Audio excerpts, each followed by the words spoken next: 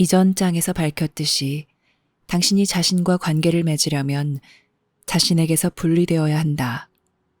다시 말해, 관계를 맺으려면 적어도 당신이 둘 있어야 한다. 그렇지 않으면 이 개념은 적용되지 않는다. 관계는 둘 이상이 조화롭게 함께 일하는 법을 배우는 환경이다. 그들은 서로 똑같이 여길 필요는 없지만 서로 올바르게 관계 맺는 법을 배워 공동 목적을 경험하는데 봉사하고 자양분을 줄 수 있다. 사실 당신은 단 한 사람이므로 자신과의 관계는 당신 마음과 몸, 이 둘과의 관계라는 관점에서 고려해야 한다. 당신은 마음과 몸 둘 다와 관계를 맺고 있다. 본연의 당신은 당신 마음도 아니고 몸도 아니다. 당신 마음과 몸은 본연의 당신만큼 크지 않다. 하지만 세상에서 당신 삶이 의미 있으려면 매개체인 몸과 마음을 통해 본연의 당신을 체험하고 표현해야 한다. 그리고 세상이 좋든 싫든 당신은 당신이 있어야 할 곳인 세상에 있다. 마음과 몸, 이 둘과 당신의 관계는 치유와 권한 부여가 일어나야 하는 주요 영역이다. 이 관계들은 성장하는 영역이다. 신과 당신의 관계는 이미 완전히 확립되어 있으므로 성장하는 영역이 아니다. 당신이 신과의 관계를 의식하는 것은 한계가 있지만 당신이 자신과의 관계, 다른 사람들과의 관계, 세상과의 관계를 넓혀감에 따라 당신의 의식은 커질 것이다. 지금 당신에게 필요한 것은 성장과 발전이다. 이것이 바로 당신이 이곳 세상에서 마음을 써야 하는 것이다. 궁극적으로는 당신이 성장과 발전이 필요 없는 곳에 도달할 것이다. 그렇지만 그곳은 지금 당신이 있는 곳에서 멀리 떨어져 있다. 왜냐하면 당신은 아직 산 꼭대기에 도달하지 못했기 때문이다. 그러므로 당신은 이 산에서 당신이 있는 곳과 지금 당신 앞에 있는 상황에 마음을 써야 한다. 당신은 자신과 관계를 맺고 있으며 그 관계는 주로 당신의 마음과 몸, 이 둘과의 관계이다. 당신 마음은 당신 몸을 움직이는 사고체계이다. 당신은 당신 마음을 움직이는 존재이다. 그렇지만 자신을 당신 마음과 완전히 동일시한다면 당신은 당신 존재를 체험하지 못할 것이다. 그리고 당신 몸과 완전히 동일시한다면 당신은 당신 마음을 객관적인 방식으로 거의 경험하지 못할 것이다. 당신 내면에 있는 힘의 진정한 위계 질서는 당신 존재, 당신 마음, 당신 몸의 순이다. 모두 중요하다. 마음은 영과 육 사이의 매개체이다. 마음은 영을 받아들여 육을 통제할 수 있다. 그러나 사람들은 주로 자기 생각과 어울리고 그들의 관심은 자기 육체의 생존에 있다. 여기서 그들은 마음과 몸을 자신과 동일시한다. 그럼으로써 그들의 존재는 그들이 전혀 알지 못하는 어떤 것이 되거나 아니면 이론적으로만 생각할 수 있는 어떤 것이 된다. 존재의 체험은 종교 체험이 일어나는 순간이다. 이 체험은 물질 환경과 정신 환경에서 표현될 수 있지만 본질적으로 물질적이지도 정신적이지도 않다. 존재의 체험은 신과 당신의 관계처럼 설명할 수 없고 신비롭다. 심지어 이 체험을 잠깐만 하더라도 삶이 바뀔 수 있다. 왜냐하면 이 체험은 당신 존재, 당신 마음, 당신 몸 사이의 차이를 대조해 보여주기 때문이다. 이것은 진정한 성장과 발전에 문을 열어준다. 몸은 제한된 매개체이다. 마음은 몸보다 훨씬 크지만 역시 제한된 매개체이다. 만약 당신이 오직 마음과 몸의 수준에서만 당신 자신을 인식한다면 당신은 제한적이고 오류에 빠지기 쉬운 것으로 자신을 체험할 것이다. 왜냐하면 마음과 몸은 모두 제한적이고 오류에 빠지기 쉽기 때문이다. 세상에 있는 상태가 아닌 순수한 존재로 있는 상태에서는 당신에게 마음도 몸도 필요하지 않다. 비록 이것이 믿기 어려워 보여도 이것에 대해 생각해 보면 당신은 이것이 진실임을 알 것이다. 당신에게 몸이 없다면 왜 마음이 있겠는가? 당신 마음이 관리할 것이 아무것도 없다. 하지만 당신 존재에는 마음이 있다. 그런데 그 마음은 당신이 생각하는 마음과는 매우 다르다. 이 큰 마음은 알미라고 한다. 당신 마음은 생각하고 당신 몸은 행동하지만 당신의 존재는 안다. 당신의 세 가지 측면 가운데 당신의 몸은 가장 일시적이고 연약하다. 몸은 수명의 한계가 있다. 몸은 어려움에 시달리며 세상을 이루고 있는 것으로 이루어진다. 그렇지만 당신 몸은 절대적으로 필요하고 보살핌과 관리가 필요하다. 몸은 세상이 당신에게 전할 수 있고 당신이 세상에 전할 수 있는 수단이다. 만약 당신에게 몸이 없고 오직 마음만 있다면 당신은 세상에 전할 수 있지만 세상의 어느 누가 당신 말을 듣겠는가? 그리고 당신이 순수한 존재의 상태에 있다면 당신은 그저 모든 것에 스며 있고 모든 것과 소통할 것이다. 당신의 몸은 당신의 마음보다 오래 살지는 않을 것이다. 당신의 마음은 당신이 물질 현실에 머물러 있어야 하는 기간만큼 살 것이다. 당신의 존재는 영원히 산다. 그러므로 발전의 영역은 육체와 정신에 있다. 왜냐하면 당신 존재는 발전할 수 없고 오직 자신을 회복할 수만 있기 때문이다. 존재의 차원에서는 성장이 없고 오직 회복과 재발견만 있을 뿐이다. 당신은 물질 환경과 정신 환경에서 당신 존재를 회복해야 한다. 왜냐하면 당신은 그렇게 하기 위해 이곳에 파견되었기 때문이다.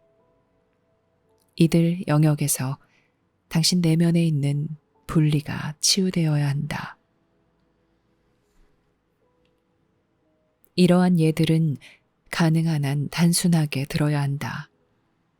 왜냐하면 사물의 본질을 이해하는 데는 복잡한 철학이나 우주론이 필요 없기 때문이다. 당신에게는 매우 단순하고 유용한 틀이 필요하며 그 틀을 여기에서 제공한다.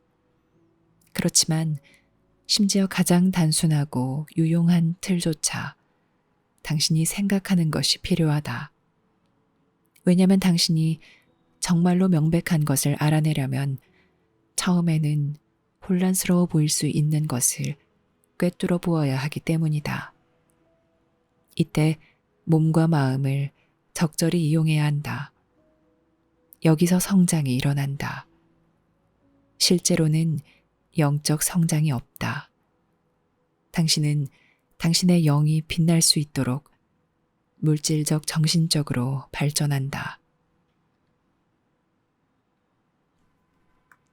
이미 말했듯이 몸은 마음을 섬기고 마음은 영을 섬긴다.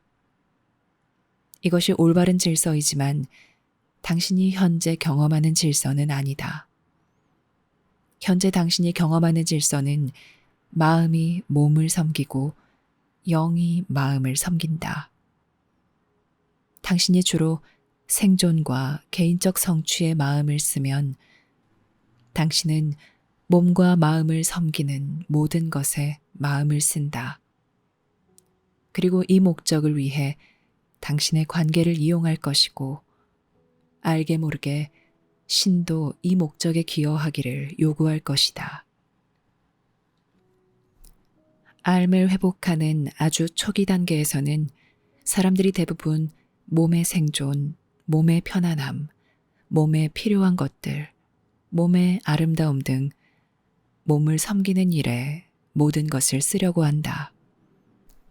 여기서 몸은 당신의 가장 귀중한 자산이며 당신 마음은 여전히 몸의 노예로서 몸에 필요한 것들을 충족시키려고 할 것이다. 그렇지만 심지어 이때조차 몸은 몸의 목적과 설계에 따라 마음을 섬기므로 이것은 매우 기만적이다.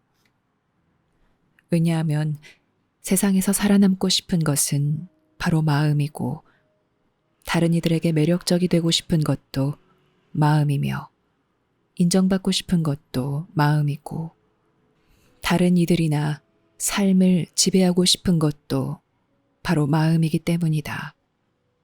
몸은 실제로 생각하지 않는다. 몸은 마음이나 환경에 반응한다. 그런데 영에 반응할 수도 있다. 당신의 몸이 영을 섬긴다면 삶의 매개체가 될 수 있다. 이것은 몸이 할 수 있는 최고의 성취이며 당신의 진정한 발전이 목표로 하는 것이 바로 이것이다. 그러므로 의식의 진화에서 가장 초반부에는 모든 것이 몸을 섬긴다. 당신은 단순히 자기 목적을 채우려고 몸을 이용한다는 것을 깨닫기 시작할 때 몸이 실제로 당신 마음을 섬긴다는 것을 알 것이다. 몸이 마음을 섬길 때 당신은 삶에 더 큰 결정권을 가질 것이다. 왜냐하면 당신 마음은 바뀔 수 있기 때문이다. 당신 마음은 당신의 생각과 의지와 목적 의식을 나타낸다. 이것들은 개발될 수 있고 바뀔 수 있다.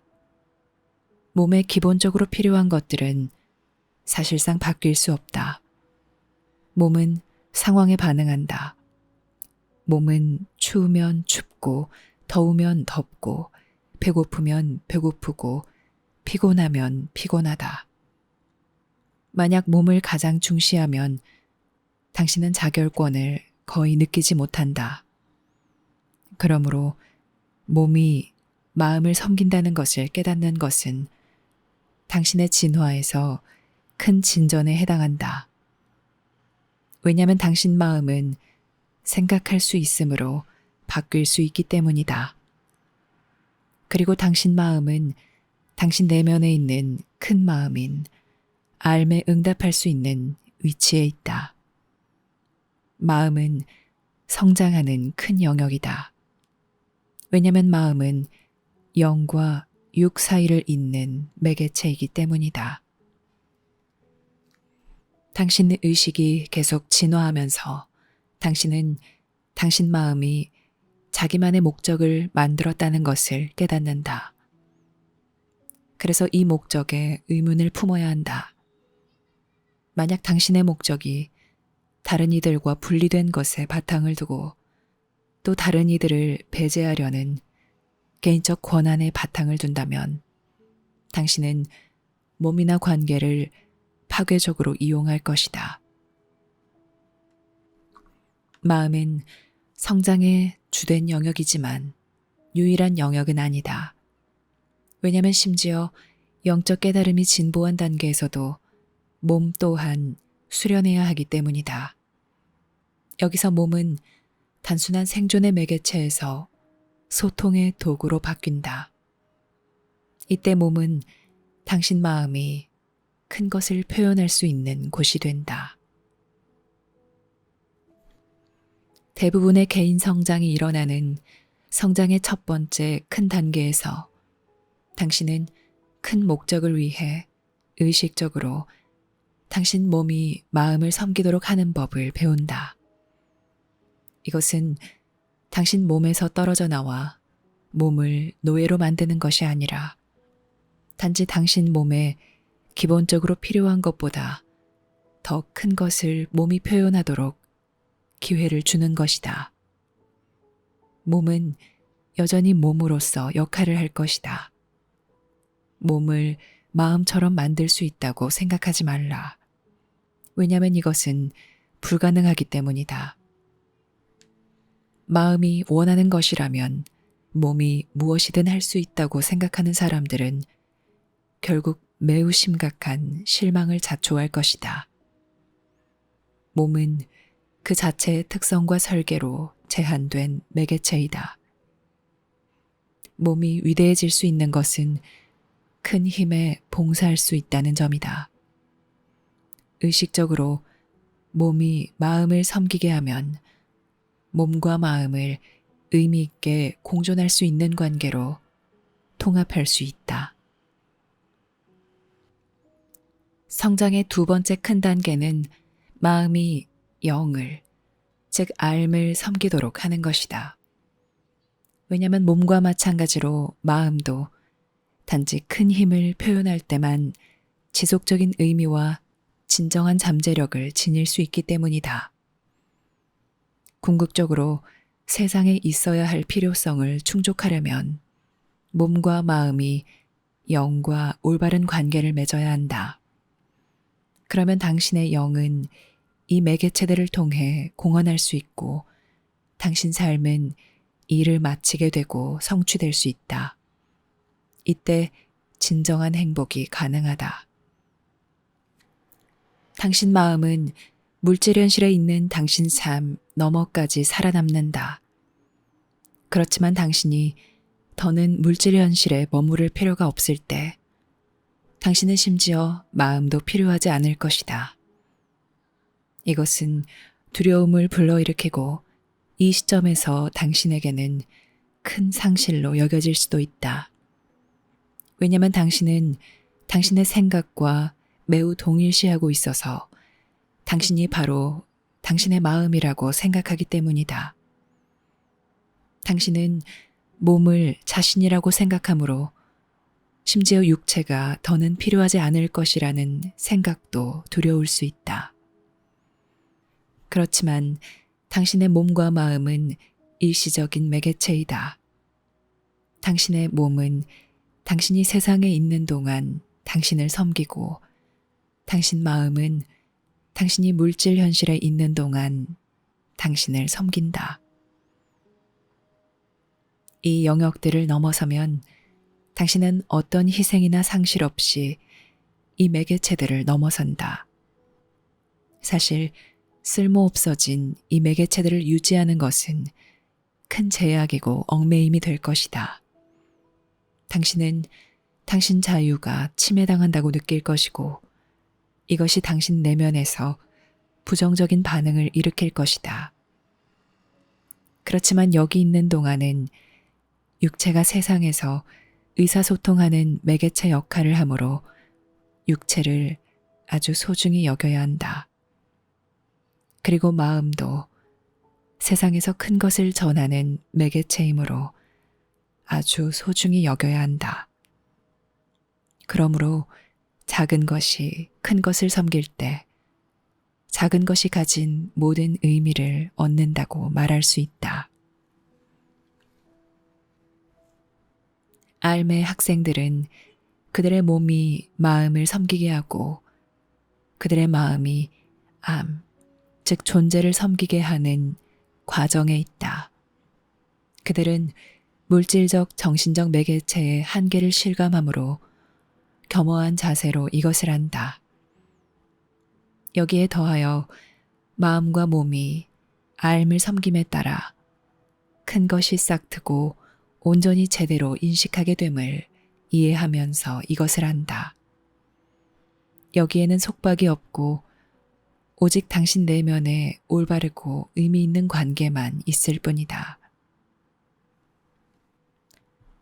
당신이 삶에서 진정한 목적과 의미와 방향을 찾을 수 있게 하는 것은 당신을 세상에 파견한 큰 힘을 대변하는 당신 능력이다. 몸에 목적과 의미와 방향을 부여하는 것은 몸이 마음을 섬기는 것이다. 마음에 목적과 의미와 방향을 부여하는 것은 마음이 존재를 섬기는 것이다. 존재에게 목적과 의미와 방향을 부여하는 것은 존재가 신을 섬기는 것이다.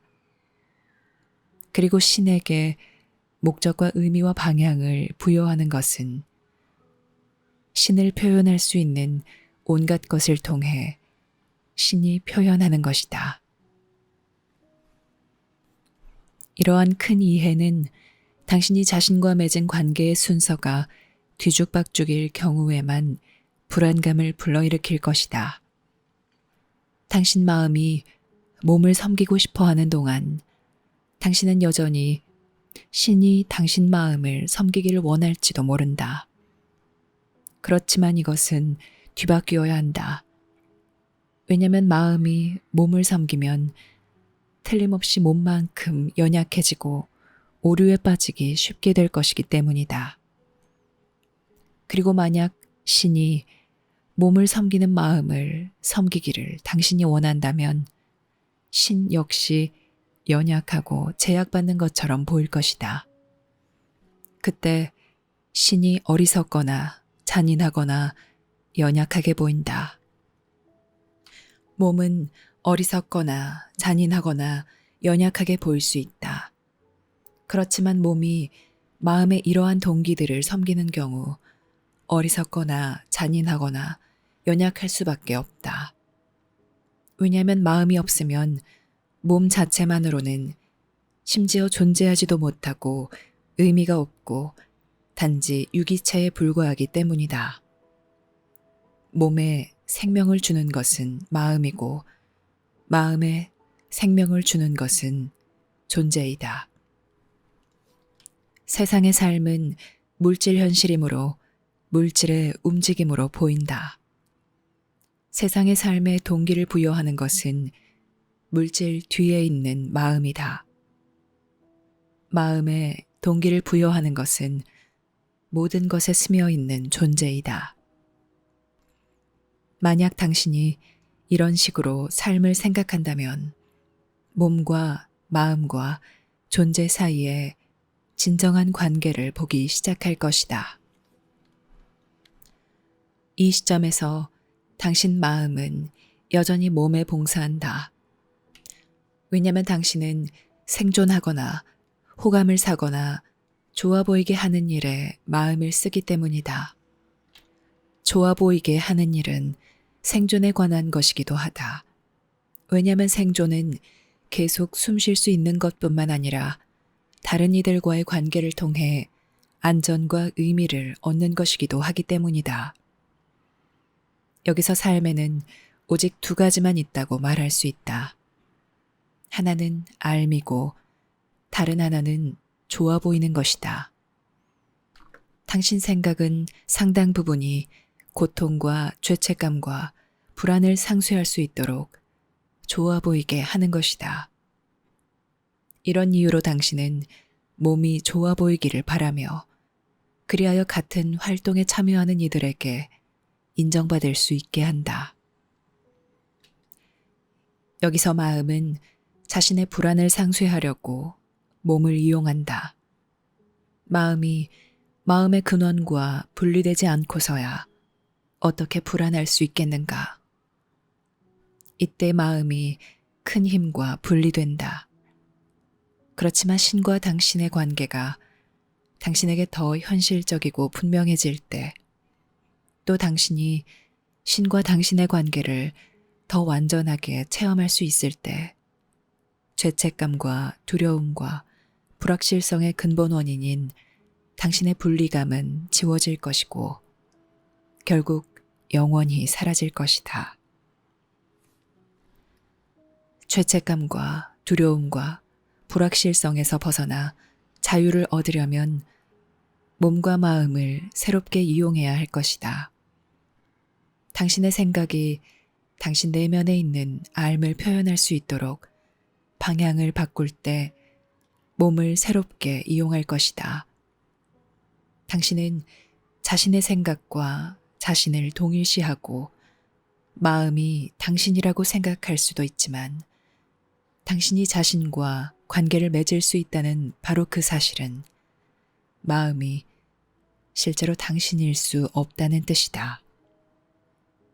당신은 마음이 자신의 일부라고 말할 수도 있으며 이것은 부분적으로 맞지만 여전히 여기에는 관계가 있다. 당신에게는 당신인 마음보다 더 큰 어떤 것이 있다. 당신이 마음과 몸, 이 둘과 올바른 관계를 맺으려면 당신 마음과 몸의 한계는 물론 그것들이 당신에게 제공하는 훌륭한 것들을 모두 깨달아야 한다. 당신의 몸은 경이로운 매개체이고 경이로운 메커니즘이다. 몸이 할 수 있고 표현할 수 있는 것은 놀랍다. 몸은 단순히 좋아 보이게만 하는 것이 아니라 소통의 매개체로서 역할을 하도록 당신이 전적으로 보살피고 발달시킬 가치가 있다. 마음이 물질적, 사회적 생존의 두려움에 지배되지 않을 때 마음은 오직 자신을 표현하기 위해서만 몸을 이용하고자 할 것이다. 이것이 바로 사람들이 말하는 창의성의 의미이다. 창의성은 몸이 마음을 위한 소통의 매개체로 사용되는 것이다.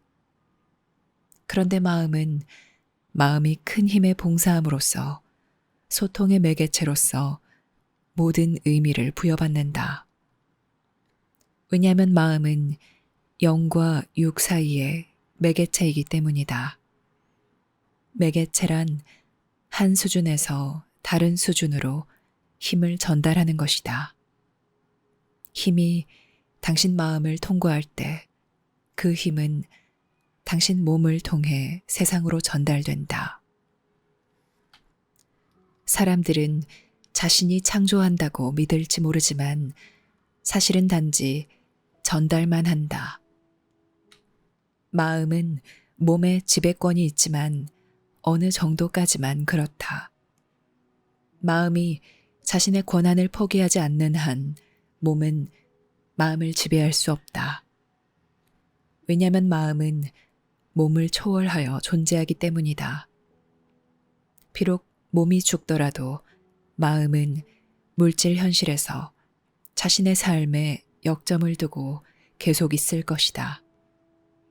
그렇지만 마음 또한 일시적이다. 왜냐하면 알게 모르게 마음은 영을 섬기기 때문이다.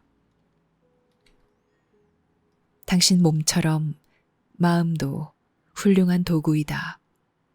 마음은 당신 몸보다 훨씬 더 큰 가능성과 능력이 있다. 마음은 훨씬 더 훌륭한 매개체이다.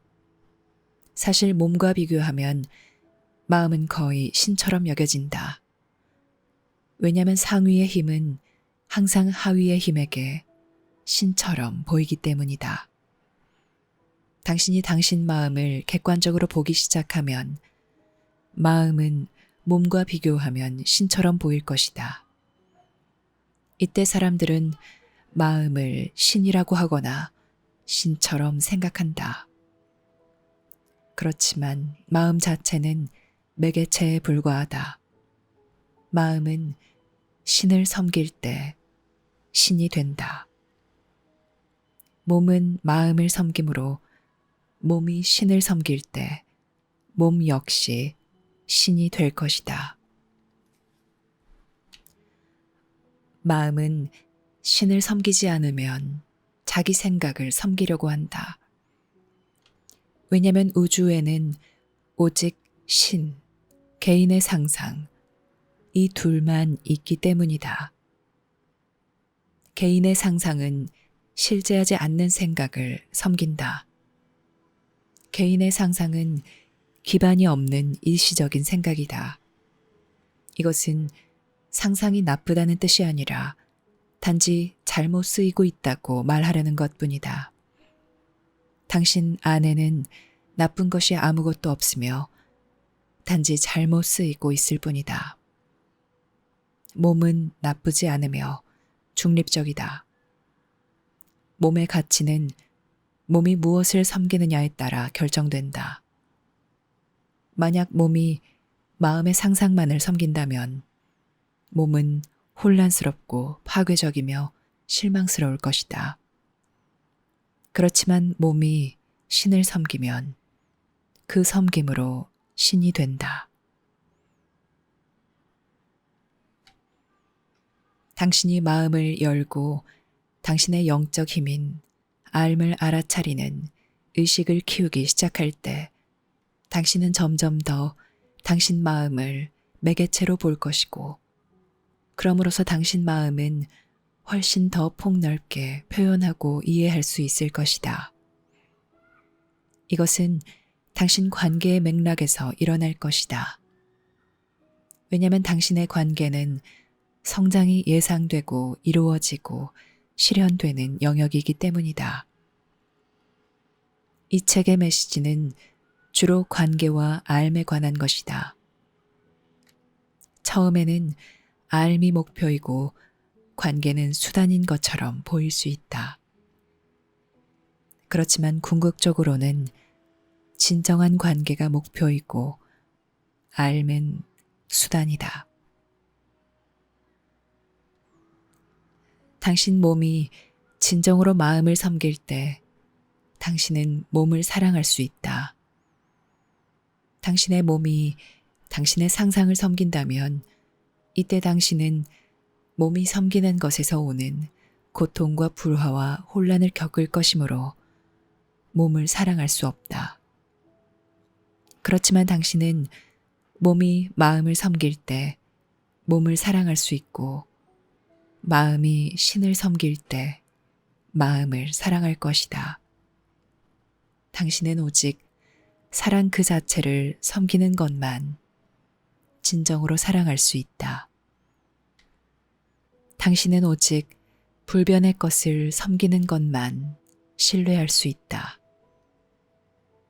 당신이 여기 온 참된 목적을 몸이 표현할 때 당신은 몸과 함께 평화롭게 있을 것이다. 그리고 마음이 당신 내면에 있는 알을 통해 큰 힘을 섬기는데 자신을 내줄 때 당신은 마음 안에서 평화롭게 있을 것이다. 자기 사랑은 사랑 그 자체를 표현하는 데서 오는 결과이다. 당신은 사랑 그 자체에서 따로 떨어져 자신을 사랑할 수 없다. 당신은 분리된 상태에서 자신을 사랑할 수 없다.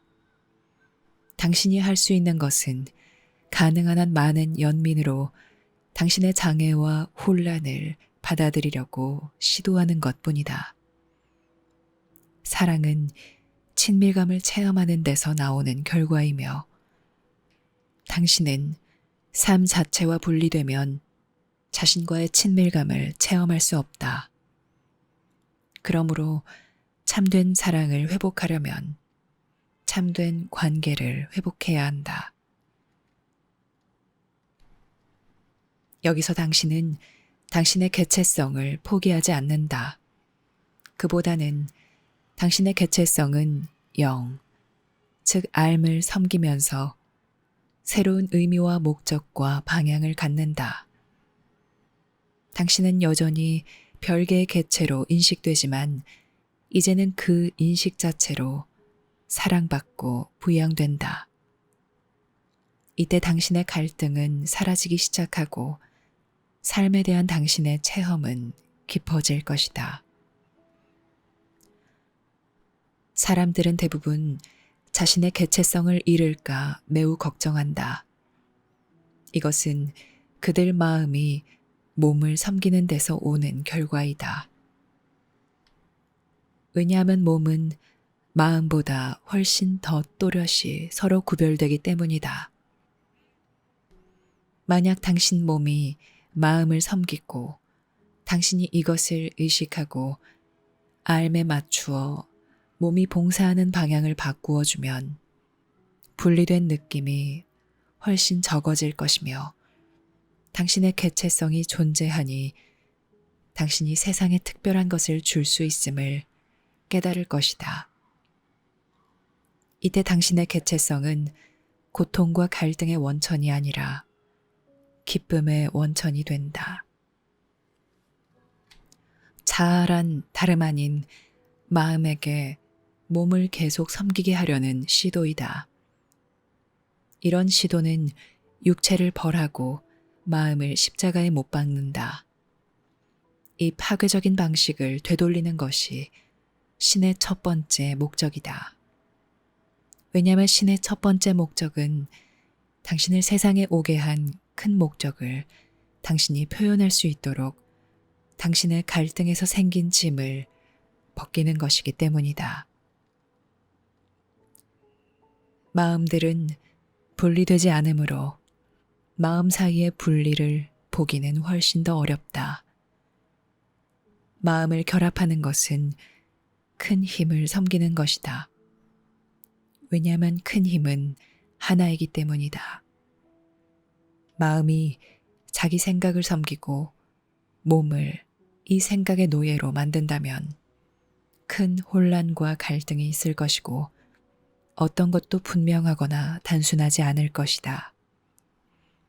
하지만 마음이 존재를 섬기면 마음은 다른 이들과의 관계에서 건설적이고 조화롭게 참여하는 법을 배운다.